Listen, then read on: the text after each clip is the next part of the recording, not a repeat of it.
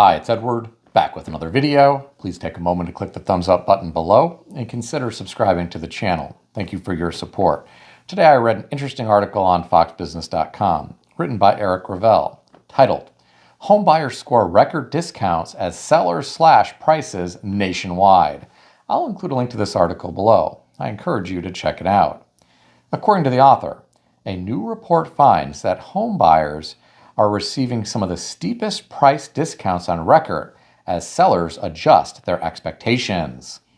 Zillow found that the typical listing in the U.S. had $25,000 in cumulative price cuts in October, which matched the largest discounts the company has ever recorded.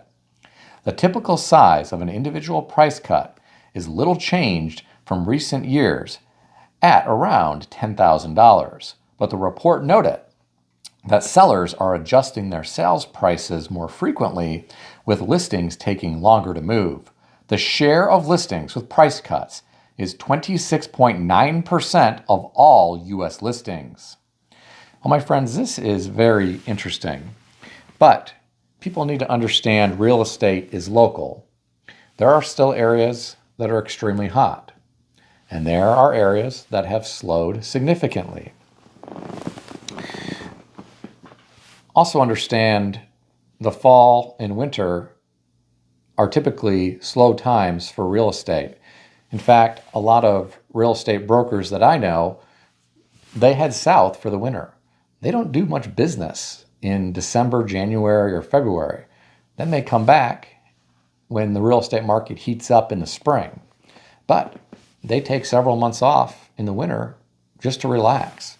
And they've made enough money the rest of the year to be able to do so. I suspect the spring market will recover unless we see some real turbulence in our economy. I think it's interesting that the idea of a 50-year mortgage was floated recently. There are a lot of people who believe that's a terrible idea, because people will be throwing away so much money on interest and they may never pay off their home. But you know, American consumers these days, I don't think a lot of them care about paying things off. Most people don't pay cash for a new phone. Many don't ever pay it off. They're constantly trading for the next model. I mean, I bought an iPhone 17 Pro Max 1 terabyte, approximately $1,500. I paid cash for it, but this was a business expense. I asked if there were any deals if I was paying cash, and they said no. The deals are all if you are wanting to finance and have some type of a plan. I didn't want to do that. But that's apparently what most people do. Most people don't ever own their car. They lease a vehicle, or they have a 72-month or 84-month vehicle loan, and they trade it off before it's ever paid off. They are in perpetual debt. They're always trading for something else. So I don't understand why people believe Americans would be any different when it comes to homeownership. If there was a 50-year mortgage, it would make the monthly payment a little bit smaller than a 30-year mortgage. Yes, you'd be throwing away more money on interest, but it might allow more people to become homeowners.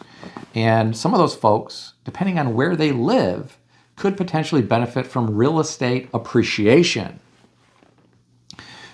It doesn't mean that real estate always goes straight up in the short term, but over the long run, real estate has a great track record.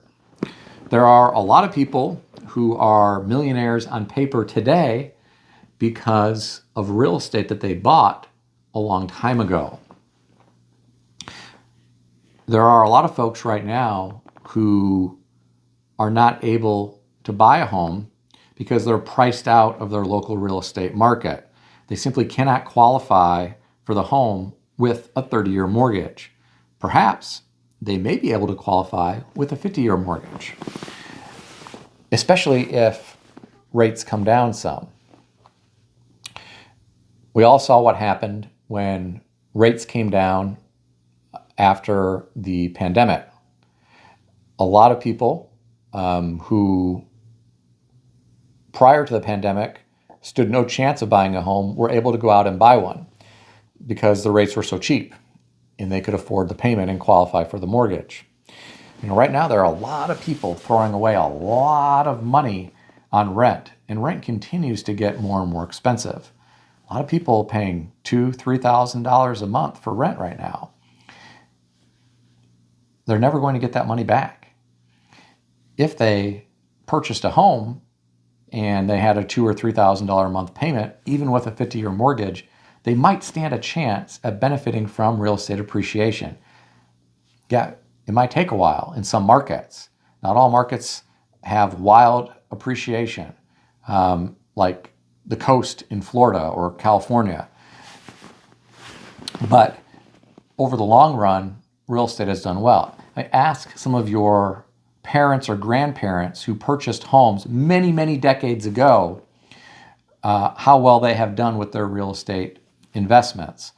I'm sure many of them have done very well, depending on where they live.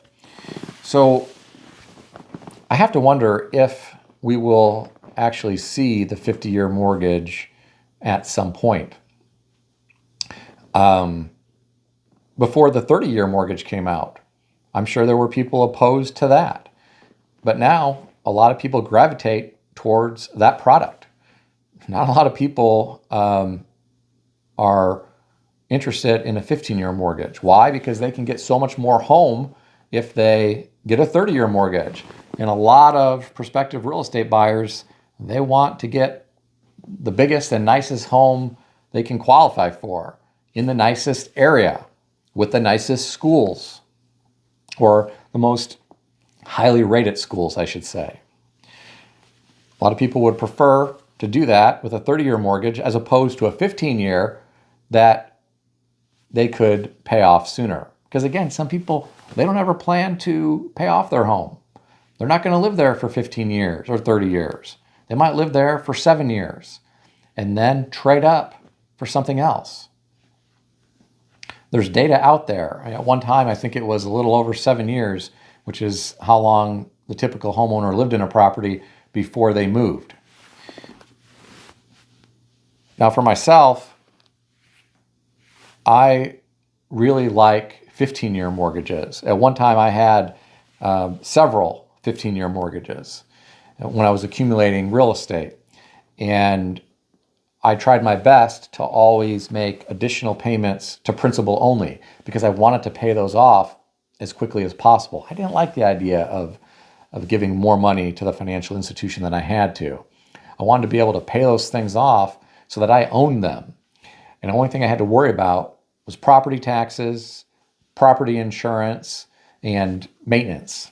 Of course, utilities. But I didn't want to be indebted to the financial institution for longer than I had to. But that's not the American way for a lot of people. A lot of folks, they don't make extra principal-only payments. They intend to, but life gets in the way. Car breaks down, they don't have money that month. The kids need something, they don't have money that month. They decide they need a vacation, so that's where the money goes. Life gets in the way. A lot of folks have good intentions, but it never happens. Just like some folks intend on paying their car note off early, but they would rather spend their money on other fun things. Being able to pay things off early often requires extreme sacrifices. And we live in a society where people want instant gratification. A lot of people feel entitled to certain things or a certain lifestyle, and they don't want to make sacrifices to pay things off faster. That's just what I think. I'm curious what you folks think about all of this. Share your thoughts in the comments section below. If you enjoyed this video, consider subscribing to the channel. I want to extend a special thanks to everyone who has subscribed to this channel. I want to also thank all of my channel members. If you would like to become a channel member, there is a link in the description beneath this video. You can read more about the different membership levels. Please also check out some of the great books I suggest you consider reading in the description below. I've included Amazon affiliate links to these books. As an Amazon associate, I earn from qualifying purchases. Stay healthy and wealthy. I'll see everyone in the next video.